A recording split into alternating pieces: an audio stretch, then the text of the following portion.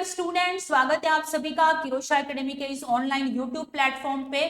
तो अगेन हम लोग यहाँ पे डिस्कस करने वाले हैं इंपॉर्टेंट एमसीक्यू रिगार्डिंग जेके एसएसबी के मल्टीपर्पस हेल्प वर्कर मेल और फीमेल के अंदर जो वैकेंसी आई हुई है, तो उसके रिलेटेड आपके लिए इंपॉर्टेंट एमसीक्यू जो आपके टॉपिक टू टॉपिक एमसीक्यू यहाँ पर आपको पढ़ाए जा रहे हैं। तो चलिए स्टार्ट करते हैं। और हाँ, अगर आपको मल्टीपर्पस हेल्थ वर्कर के लिए बुक चाहिए तो बुक भी अवेलेबल है, जिसके लिए आपको कॉल करना है किस नंबर पे, तो इस नंबर पे आप हमें मैसेज कर सकते हैं, कॉल कर सकते हैं, तो बुक की सारी जानकारी आपको यहाँ से मिल जाएगी। प्लस कोर्स और टेस्ट सीरीज भी अवेलेबल है ऐप पर, तो वहां पे जाके भी आप पढ़ सकते हैं।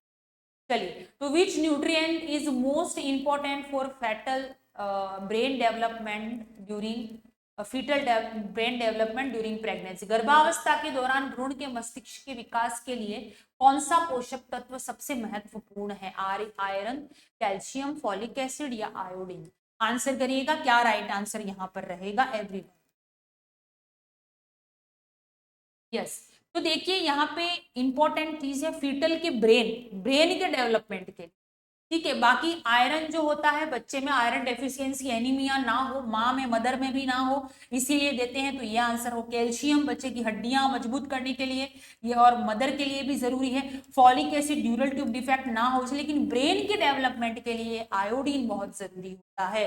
क्लियर है? तो यहाँ पे करेक्ट आंसर डी होगा, इसीलिए आयोडीन युक्त नमक जो है वो खाना चाहिए। नेक्स्ट है, which mineral is most important for the formation of bone and teeth in fetus? भ्रूण में हड्डियों और दांतों के निर्माण के लिए कौन सा खनिज सबसे महत्वपूर्ण? आयरन, कैल्शियम, जिंक या सोडियम? आंसर करिए, दांतों के, टीथ और बोन के लिए। तो अभी मैंने बताया दांतों के लिए, बोन के लिए कैल्शियम जरूरी होता है, ठीक है। तो यहाँ पे करेक्ट आंसर भी हमारा क्या रहेगा? कैल्शियम ही करेक्ट आंसर रहेगा। बहुत इंपॉर्टेंट एमसीक्यू है, याद रखिएगा। Next, the first vaccine given to a newborn. नवजात शिशु को दिया जाने वाला पहला टीका कौन सा है? डीपीटी, मीजल, बीसीजी या टाइफाइड? आंसर करिएगा।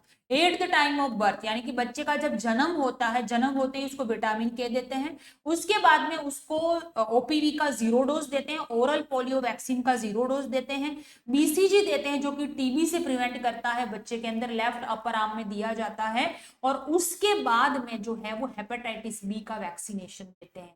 क्लियर है? और तो याद रखिएगा, उसके बाद में पेंटावेलेंट वैक्सीन देते हैं, 5 वैक्सीन एक साथ दी जाती है जो कि 6 मंथ पे देते हैं।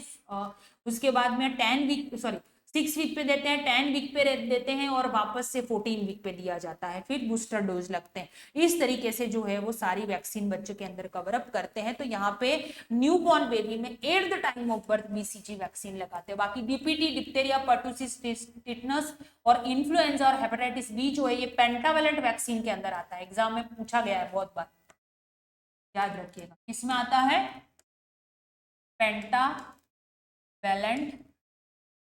वैक्सीन, ठीक है। कौन कौन से? डीपीटी तो है ही सही, यानी कि DPT, diphtheria, pertussis, tetanus, plus उसके अलावा हेपेटाइटिस बी आता है, प्लस इन्फ्लुएंजा, ठीक है, याद रखिएगा। क्लियर है? तो करेक्ट आंसर यहाँ पर क्या रहेगा हमारा? BCG is the correct answer, C right answer रहेगा। क्लियर है?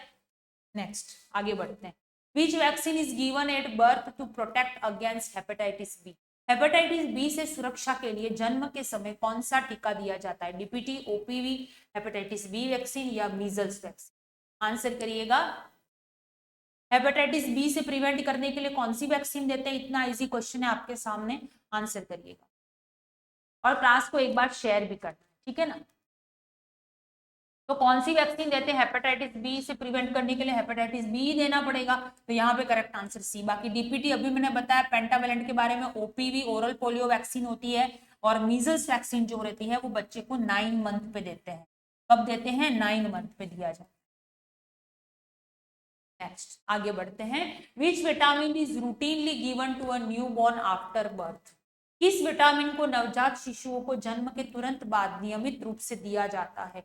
यानी कि देना जरूरी है बच्चे को, क्योंकि बच्चे की जो इंटेस्टाइन होती है वो बहुत ही स्टेराइल होती है, तो वहां पे क्या होता है कि एंटीकोगुलेंट नहीं बनते, जिसकी वजह से बच्चे में ब्लीडिंग हो सकती है। इसी वजह से विटामिन के जो है वो बच्चे को जन्म के तुरंत बाद दिया जाता है, जो कि जरूरी है, ब्लीडिंग से प्रिवेंट करता है।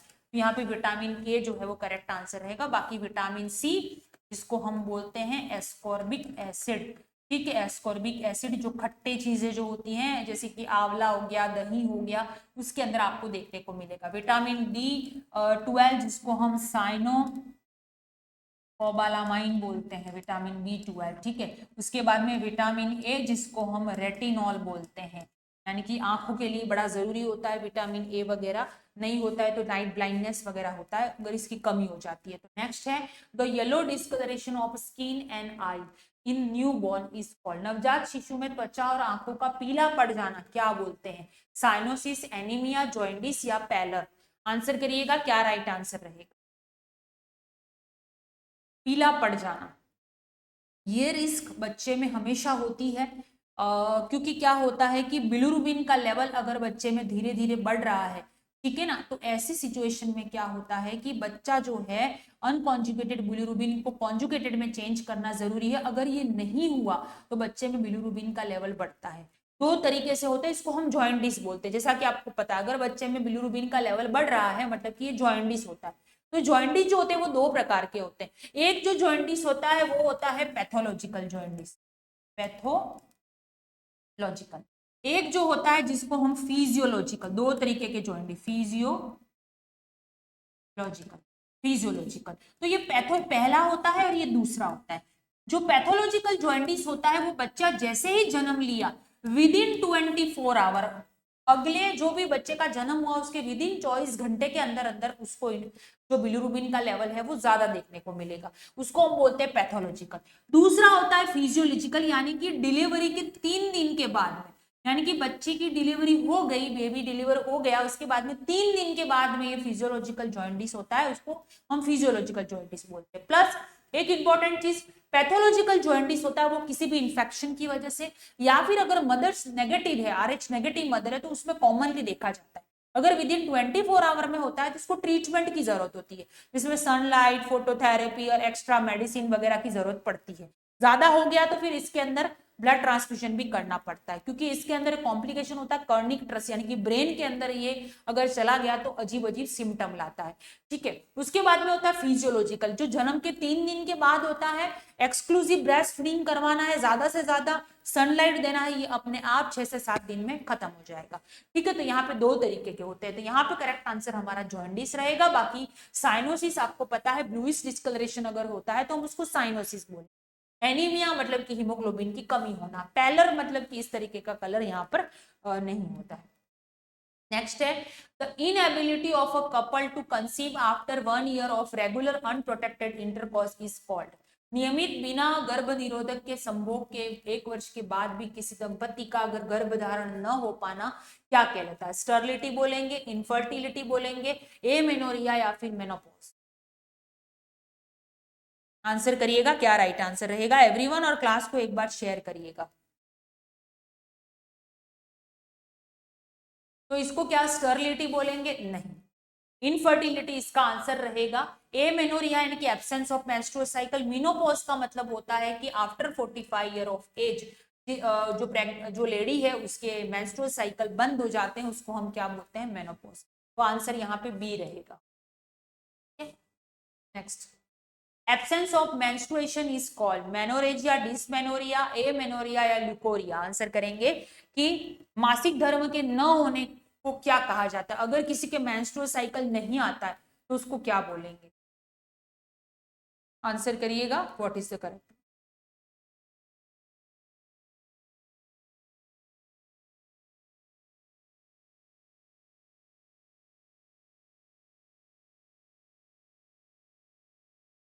सभी आंसर करिएगा और क्लास को शेयर भी करना है। यस, मेनोरेजिया का मतलब होता है excessive bleeding, excessive bleeding, excessive bleeding होती है। रेगुलर मेंस्ट्रुअल साइकिल होता है बस ब्लीडिंग 5 से 7 दिन तक होती है। डिसमेनोरिया यानी कि पेनफुल मेंस्ट्रुएशन, पेनफुल मेंस्ट्रुएशन, ठीक है। Amenorrhoea absence of menstruation, C correct answer है। ल्यूकोरिया का मतलब होता है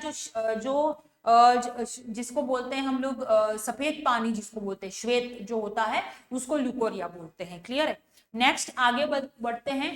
painful menstruation is known as, दर्दनाक मासिक धर्म को क्या कहा जाता है? एमेनोरिया, मेनोरेजिया, डिसमेनोरिया या ल्यूकोरिया? सेम क्वेश्चन है, अभी मैंने बताया, आंसर करिए what is the correct.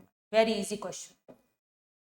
Painful menstruation, तो पेनफुल मेंस्ट्रुएशन में देखिए एमेनोरिया तो एब्सेंस ऑफ मेंस्ट्रुएशन हो गया। मेनोरेजिया का मतलब होता है, अभी मैंने बताया, एक्सेसिव ब्लीडिंग होती है मेंस्ट्रुअल साइकिल में और रेगुलर मेंस्ट्रुअल पीरियड रहता है। डिसमेनोरिया मतलब कि painful menstruation, C correct answer रहेगा। Next question, excessive menstrual bleeding is called, excessive अगर मेंस्ट्रुअल ब्लीडिंग होती है तो उसको क्या बोलते हैं? एक्सेसिव मेंस्ट्रुअल ब्लीडिंग होती है और जो साइकिल होता है वो रेगुलर होता है, उसको हम बोलते हैं मेनोरेजिया। एमेनोरिया बोलेंगे नहीं, डिसमेनोरिया डिफिकल्टी या फिर पेनफुल मेंस्ट्रुअल साइकिल। ओलिगोमेनोरिया का मतलब होता है जो मेंस्ट्रुअल साइकिल नॉर्मली 28 डेज का होता है, वो अगर 35 डेज से ज्यादा का हो जाए तो उसको हम एलिगोमेनोरिया बोलेंगे। क्लियर है? ओके।